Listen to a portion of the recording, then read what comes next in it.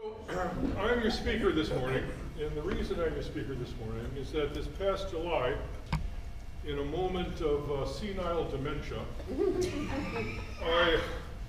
I volunteered to be the chair of the Finance Committee for the Ramapo Valley District here in northern New Jersey.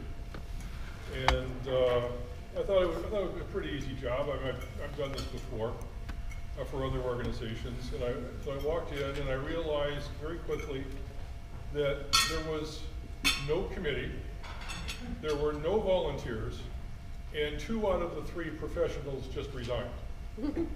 So, yes, Jeff? How did you get into that job? Yeah, I was suckered in by Mr. Garlic here. So anyway, I'm giving it a shot, and one of the objectives that we put on the table is to do a lot more community outreach. The Boy Scouts in northern New Jersey are a huge organization that nobody knows about. You see Scouts, you have an idea of Scouts, but you really don't understand Scouting. So over the next couple of years, we're going to be reaching out to all of the service clubs, all of the chambers of commerce, all of the PTOs, just to inform people about the breadth and depth of the Scouting program and the impact that it's having here in northern New Jersey. So I've spoken to about a dozen Rotary clubs since July, and you have the benefit of my speech this morning.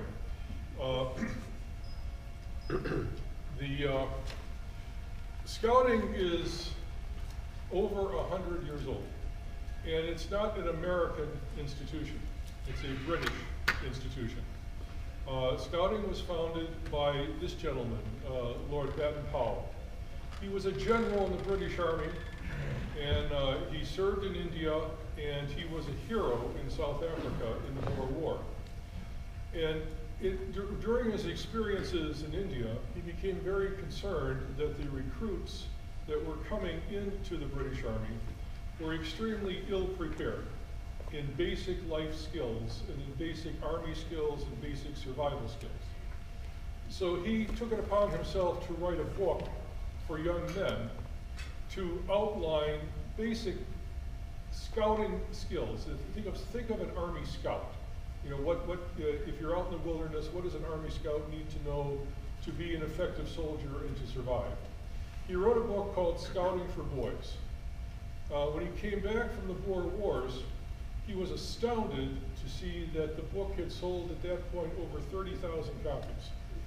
And all throughout England, clubs were being formed by young men to practice and exercise the ideas that he had laid out in this book, Scouting for Boys. So he thought there was something really great going on here. So he started an experiment. He took a number of young men to an area in England, a wilderness area in England called Brownsea Island. And for 2 weeks, had them engage in an experiment where he put them into what he called a patrol. And they were in charge of themselves. He was there more as a coach. And they had to learn how to survive, how to build a shelter, how to deal with leadership, how to create an organization, how to find food, how to cook food. And that experiment was incredibly successful. And from that grew the actual Boy Scout organization. So how did Scouting come to America? So this is between 1900 and 1906, 1908 that Baden-Powell is doing these experiments and creating Scouting in the UK. There was a businessman, W.D. Boyce, a New York businessman, who was in London on business around 1908, and he was supposed to go to a meeting, and he got lost in the London streets, and there was a heavy fog. He couldn't find where he was going. And he chanced upon a young man, and he asked the young man if he could help him find this particular address. The young man said, "I will take you there." So the young man led Boyce to the address for his meeting. And when Boyce tried to tip him, the young man refused the money. And he said, I can take your money. I'm a scout. We do this. So Boyce was astounded, because any young man not wanting some money was like bizarre to him. So he took it upon himself to find out what this scouting thing was. So he looked up Ed Powell, learned about the movement, and said, this is something that is really useful for America. So he came back, and there were some other people at the time, Daniel Beard, a few others, that were starting to talk about boys' clubs, boys' movements. And they all came together and decided that the principles of Ed Powell were important. And they founded the Boy Scouts of America. And the Boy Scouts were chartered by an act of Congress. We're one of the few organizations that exist by an act of Congress in 1910. So Boy Scouting in America has been here since 1910. A lot of people don't know that. What a lot of Rotarians also don't know, that there is a huge connection between Scouting and Rotary that goes all the way back to the 1910 and the 1920s. Once the organization got off the ground and became a real organization and troops were starting to form, Beard and Boyce and the others hired a professional to run the organization. The gentleman was James West. He became the first Scout executive, the first paid professional to organize Boy Scout organizations throughout the country. West was a good friend of Paul Harris. And Paul Harris had been working since 1905 in developing Rotary clubs throughout the country. So West asked Harris to help him use his influence, and Rotary clubs became the founding organizations of many of the scouting units in the scouting districts throughout the country. So our relationship with scouting goes back to around 1915, 1920. And Boy Scouting really got off the ground as an organization because of Rotary. Now, everyone has an idea of scouting. If I said scouting, you would probably think uniforms. You might think, camping in the woods. You might think helping the old lady across the street. And that's all part of it, but that's not what scouting is about. Scouting is about preparing young people to make ethical and moral choices over the course of their lifetime by instilling in them the values that are included in the Scout Oath and the Scout Law. And we do that by tricking them, all right?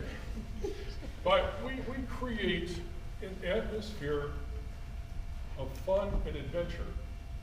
And within that atmosphere, the young people, both men and women, and young women are involved in scouting, I'll get to that in a minute, through their activities and through modeling of adults, get instilled with lifetime values and ethical characters. So what are some of those values? When you look at the Scout Oath, Scout Oath talks about honor,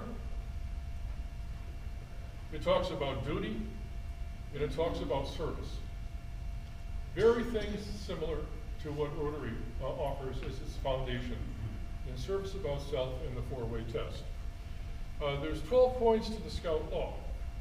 If you kept to those points as a moral compass, you would lead an incredibly productive and ethical life. And that's what we try to do in scouting. Now, scouting in the United States, scouting is a worldwide movement. There are scouting organizations in almost every country, just like there's Rotary in every country. The scouting organization, because of that, there's an organization. In the United States, there is a national council, which is headed up down in Irving, Texas. They break the country into regions. The regions are broken up into councils, which are large geographical areas, much like our districts. We are in the Northern New Jersey Council, which encompasses 4 counties. I keep forgetting them, 4 counties. Those 4 counties are divided into 3 districts for management and organizational purposes. We are in the Ramapo Valley District. Wyckoff Midland Park is part of the Ramapo Valley District. And I'm in charge of the finances now of the Ramapo Valley District. I'll talk about that in a minute. This is where there's big areas of financial need. And this is where we try to raise money, because behind the scenes, the council and the districts do an incredible amount to keep the program alive and they really don't have a funding source other than the small amount of dues paid by the Scouts and fundraising. The other interesting thing that people don't realize about Scouting is that every unit, and you're probably aware of Cub Scout packs, Boy Scout troops, venturing crews, there's also Explorer posts, a couple other programs I'll touch on very briefly. But the districts and the councils don't create these organizations. These organizations are created and chartered by what we call chartering organizations, nonprofit organizations who find the Scouting program valuable and take responsibility for creating and supporting what we call a unit. Fire companies, schools, PTOs, churches, and believe it or not, the third largest chartering organization of Scouting units are Rotary clubs. And I'm delighted that our club actually charters a crew, Crew 1204. The three main programs that people are familiar with for Scouting are Cub Scouts, Boy Scouts, and venturing. And each of them have a different focus and a different way of developing the values through the delivery of programs. In Cub Scouting, the focus is on the family and small dens. So you get a bunch of about 10 5-year-olds, and it's like herding cats kind of thing. That's a den. And they learn through activities. So there's craft activities, there's field trip activities, there's competition activities where they get the values. And the role of the adult, the den mother, the den father, the cub master, is to be a teacher and an organizer. So at the Cub Scout level, the adults are heavily involved in the program.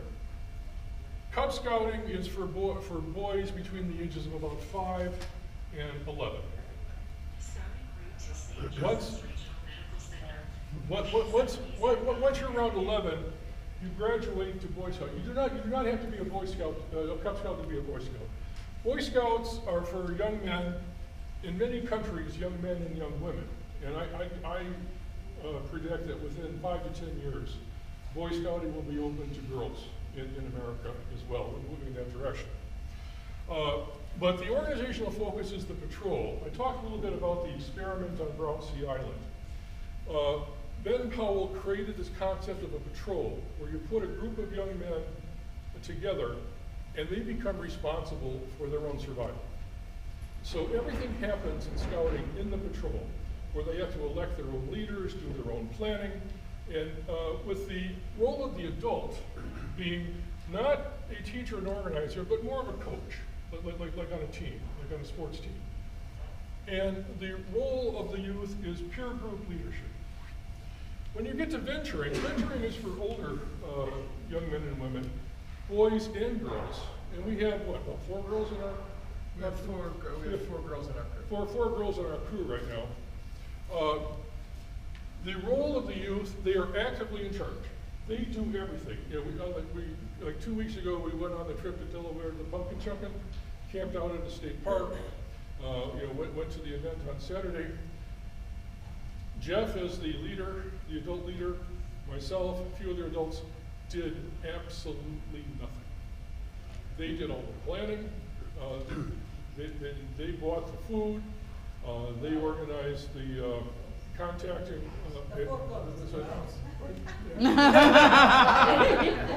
How many guys go? 9. Yeah. So the youth are actively in charge at this level, and they're really learning leadership skills through doing it. And the role of the adults is to be an advisor in the background. What's the age range of the venturing? Age range for venturing is between 14 and 20. And once you're 21, you're an adult, and you can stay in Scouting as a scouter, like Jeff and I are scouters in adults, but you're out of the program. You're out of Boy Scouts when you turn 18, you're out of venturing when you turn 21. I see. All right, that's how it is right now. Cub Scouting was founded in the 30s. There was a need for younger boys to get into the program, and a lot of it was based on Rudyard Kipling's The Jungle Book. So that's why you have things like tigers and wolves and bears as the ranks. In Cub Scouting, you kind of advance automatically based on age. In Boy Scouting, you go through the ranks based on acquiring skills. And you have lower ranks, starting with scout, going through first class. And troops try to have boys become first class within a year, 18 months at the most. And you have to acquire a number of skills at each level of the rank advancement. Those skills change over time. When my grandfather was in scouting, one of the skill requirements to be a first class scout was being able to stop a runaway horse that's charging down the street. Okay? By the time I was a first class scout, that requirement was no longer there. But the ability to send and receive messages in Morse code and semaphore was there. By the time Jeff became a first class scout, the semaphore and Morse code requirement was gone. The ability to intelligently discuss how to use computers and social networking was a requirement. So the requirements do change over time in response to society. The higher ranks, Star, Life, and Eagle, you get by working on merit badges. Merit badges are an opportunity to explore deeply a particular topic. To become Eagle, you have to acquire a minimum of 21 merit badges, 11 of which are required. So being able to demonstrate good knowledge of things like first aid, citizenship, environmental science, certain athletics things, like Jeff did the hiking merit badge. The hiking merit badge, among being able to explain all kinds of things about hiking and backpacking, you have to take 5 10-mile hikes and 1 20-mile hike, let it out and everything. So the goal of every scout is to make it to Eagle. Eagle is the highest level of scouting, and you have to be Eagle before your 18th birthday. So the pressure is on usually for these kids. Before you go forward, can I just make a comment, please? Quickly. Back to that last slide. Just one thing I want to add, or two things rather. While many Boy Scouts have the goal to make Eagle Scout, the mission of the Boy Scouts of America is not to make Eagles. And there are many Scouts who go through scouting and don't make Eagle, but still receive all of the tremendous value of scouting and then some. All right, so since I got shortchanged again on the speaking time, we'll speak through some of this. The venturing program, and that's one of the programs that this club charters, is the venture for young men and women, 14 through 21. And we engage in much more complex, much more high adventure, and much more youth-developed and youth-led activities. As I said, it's exclusively youth-led. Adults are just advisors. Scouting has a couple of other programs that people aren't aware of. One is the Sea Scouts, which focuses completely on activities aboard sailing ships, and exploring posts, which are usually associated with a small business or a small organization, and it's really internship training. The best way to describe it is internship training. So a lot of fire departments have explorer posts, and kids who are interested in firefighting, become actively involved in that. Civil Air Patrol. We have 2 posts in the council that are Civil Air Patrol posts, where the kids fly planes and learn everything about flight. Scouting in northern New Jersey, as I said, we serve 4 counties: Passaic, Bergen, Essex, and Hudson. We're in 3 districts. As I said, we're in the Ramapo Valley District, which includes all of Passaic and the western half of Bergen County. Overall, there's about 13,000 youth in the Northern New Jersey Council actively right now. We own and operate 6 camps throughout the Northern New Jersey and New York area. We train all of the adult volunteers. There's an incredible amount of money that gets invested in training. Jeff and I have taken just about every training that's available, including what's called Wood Badge. Wood Badge is the highest level of training for adults in scouting.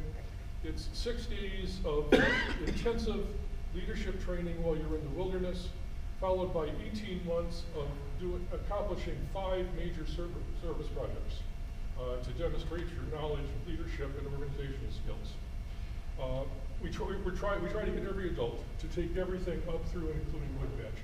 If you happen to see a scouter and they've got a little thong around their neck with 2 beads on it, that means they've graduated the Wood Badge course, that they are a Wood Badge graduate. By the numbers, It takes anywhere between $185 and $200 a year to support a scout at the council level. As I said, most of that goes into supporting the camps, insurance, professionals who support the volunteers, and the training. And we get about 16% of our money to do that through fundraising. There's a lot of scouting activity in Midland Park and Wyckoff, believe it or not. In Midland Park, we have a pack and a troop. In Wyckoff, there's a number of packs, there's a number of troops, and our venturing crew itself. And our crew actually gets people from all over Bergen and Passaic County. We meet right now at a Russian Orthodox church in Wayne, but we're meeting this Sunday for CPR and first aid training at St. Elizabeth's Church. And we are attracting young men and women from all over the county because of the exciting stuff that our crew is doing and the word that's getting out. So to wrap it up, my requests, obviously we support scouting because we do it as a club, and I really appreciate that. But if you have an opportunity to support a pack or a troop here in town, please do so. Encourage scouting as a program. Scouting, in this politically correct climate, scouting often takes a rap because we talk about values, and values are not politically correct. They are to me, and that's why I support it. And I've been asking all the Rotarians, as I meet with them, there's a brochure on your table. I'm asking all of the Rotarians to be a friend of scouting by sending in a contribution of $25. It's not a lot of money, but it is to us. And then I've been asking all the clubs to consider a gift as well. On average, I've been getting $500 from the Rotary clubs. Ridgewood sent us 1,000, so if you want it, the pressure's on, if you want to beat Ridgewood, we have a goal. So thank you very much for your time. I hope you heard a little bit more about scouting than just camping in the woods, and I appreciate it. Thank you.